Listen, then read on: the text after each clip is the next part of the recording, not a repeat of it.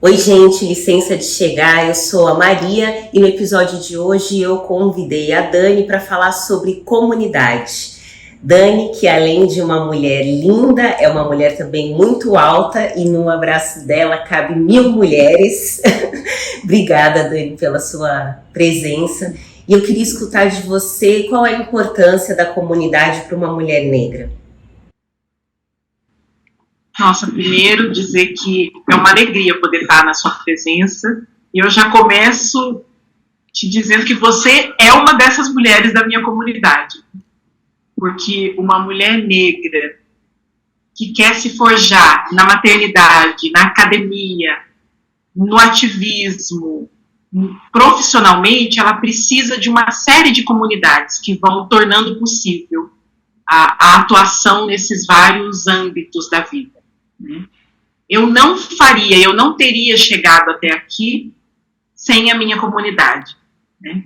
Sem a comunidade que me precede na minha árvore, né? Na minha raiz, a minha família, as mulheres que vieram antes de mim, a minha mãe, que usava inclusive comigo uma frase que ela sempre dizia, né? Quando a gente ia viajar ou quando eu saí de casa para ir fazer faculdade, ela dizia: olha, não se esqueça que a matriz está aqui.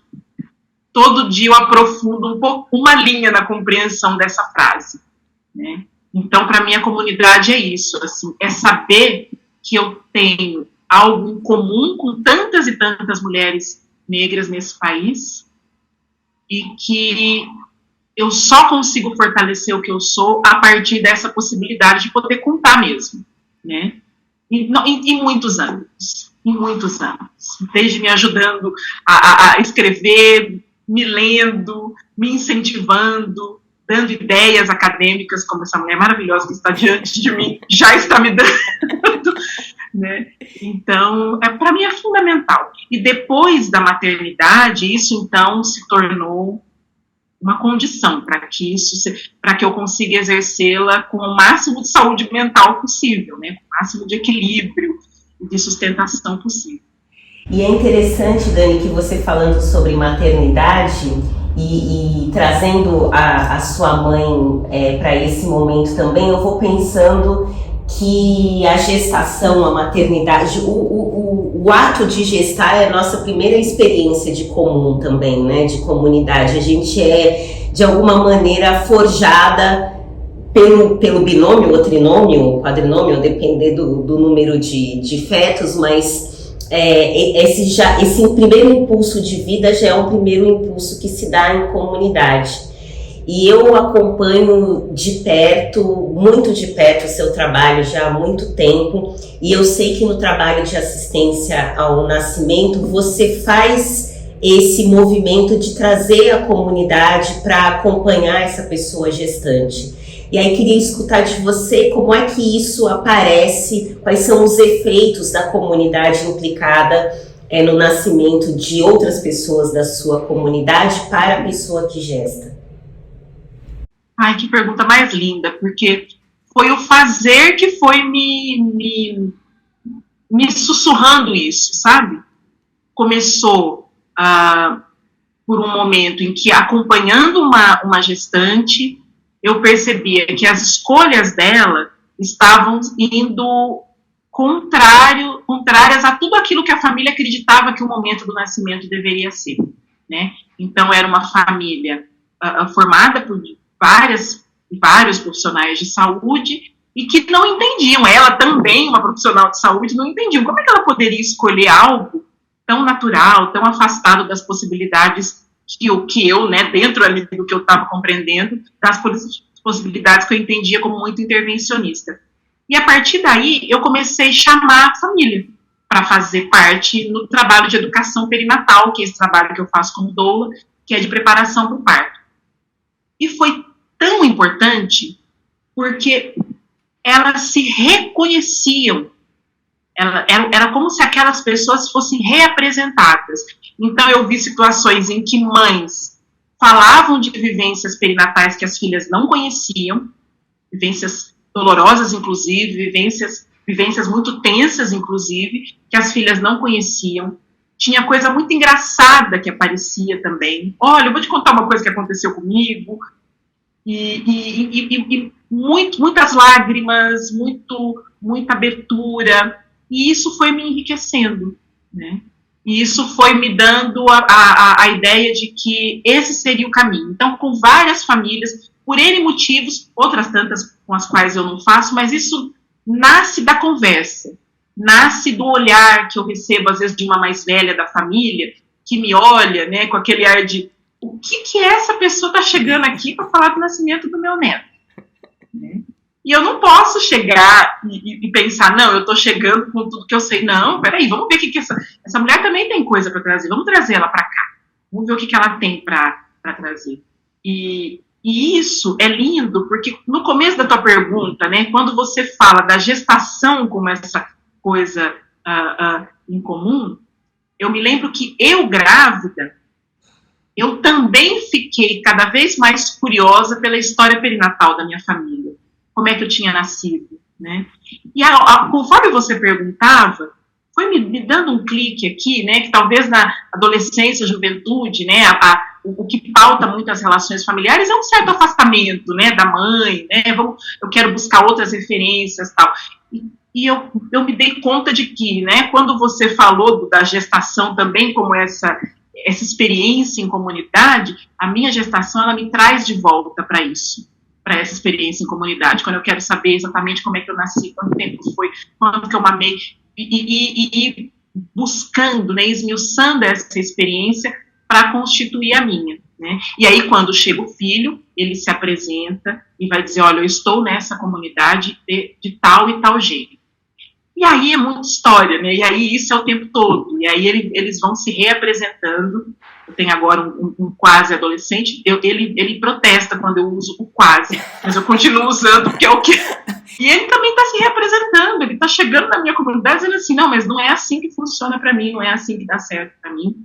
E isso só me expande. Dói se expandir, né?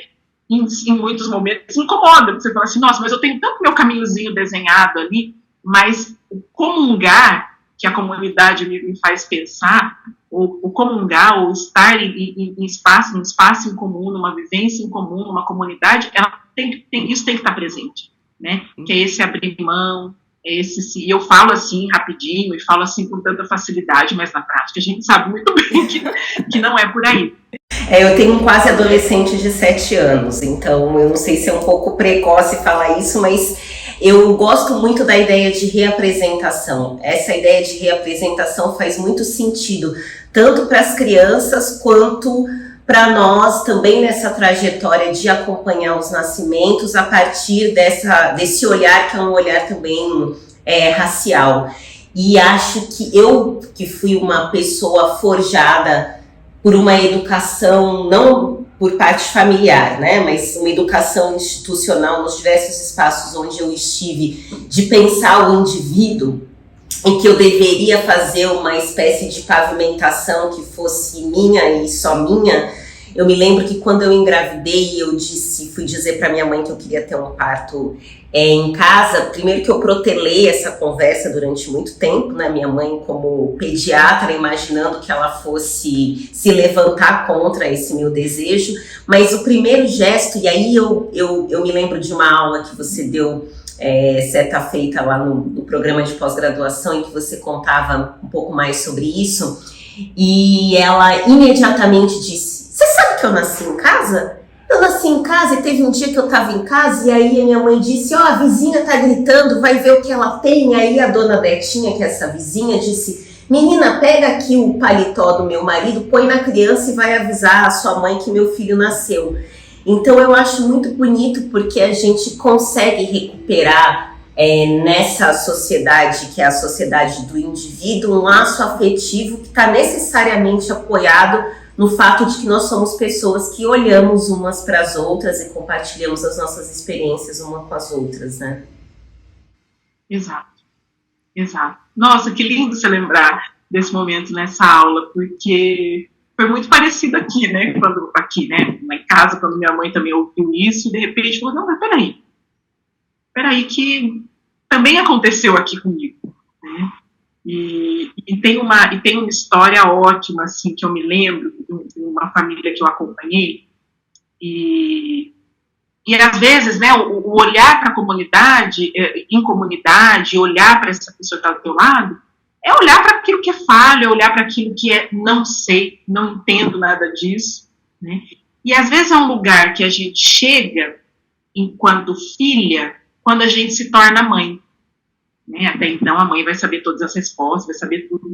E uma família que eu acompanhei foi muito maravilhoso, porque depois do bebê nascido, né, chega a mãe, a vovó, conta uma história assim, olha, eu fiquei assim, muito confusa, e aí quando nasceu, eu não sabia que o mecônio tinha aquela coloração, eu jurava que era uma pomada, alguma coisa, que tinha passado no bebê, né, o mecônio que é esse primeiro coraçãozinho, eu jurava que era alguma coisa, uma pomada tinha passado no bebê, um hipoglós preto, vou saber lá eu, e aí eu deixava um tempo, assim, porque eu achava que não era para tirar. E quando ela contou isso, todo mundo riu ali, essa filha parecia que ela tinha soltado alguma coisa ali.